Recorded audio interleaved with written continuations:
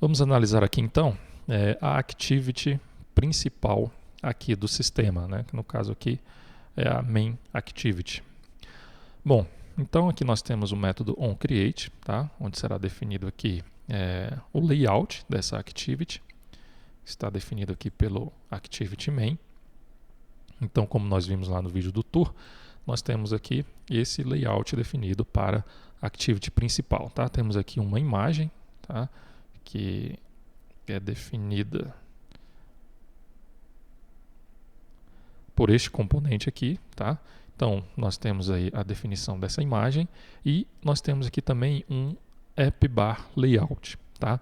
E dentro dessa activity foi definido também um menu, tá? E esse menu aqui, ele é inflado aqui pelo método onCreateOptionsMenu, ok?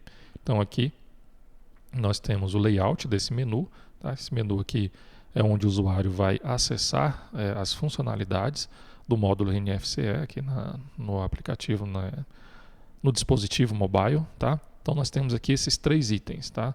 O menu item novo, o menu item importa produto e o menu item cancela NFCE, tá? Cada um deles vai chamar o respectivo método, tá?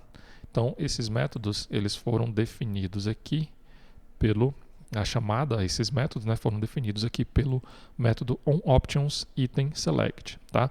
Então, se o usuário selecionar o menu item novo, vai ser chamado aqui, vai ser criada aqui uma nova intent, né, e vai ser aberto então a emissão NFCE Activity, tá? No caso do menu item cancela NFCE, vai ser chamado o método cancela NFCE, e do menu item importa produto será criado aqui uma task, né? No caso aí uma async task, para que sejam então importado as informações dos produtos, né? Os produtos que estão cadastrados lá no servidor serão importados então para que sejam armazenados no dispositivo aqui que realizou a requisição. Bom, então logo depois nós temos aqui o método cancela NFCE, tá?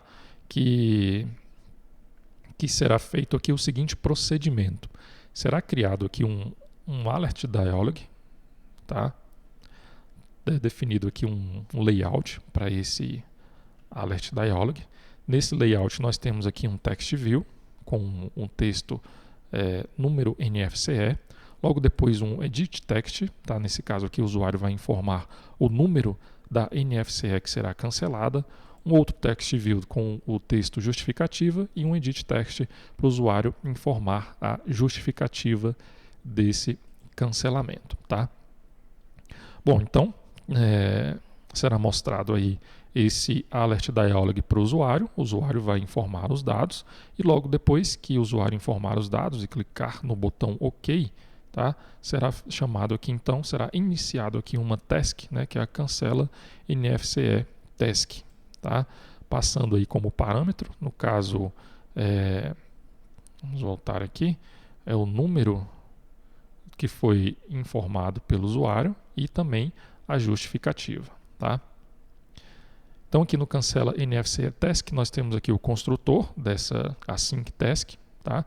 Que vai instanciar aqui um progress dialog, que vai mostrar a mensagem para o usuário de que o procedimento está em processamento, tá? No método do inBackground será então chamado aqui o método cancelamento lá da classe requisição web service, tá? Nós vamos analisar essa classe aqui posteriormente. Então chama o método cancelamento passando aí como parâmetro o número, tá? E também a justificativa. Okay?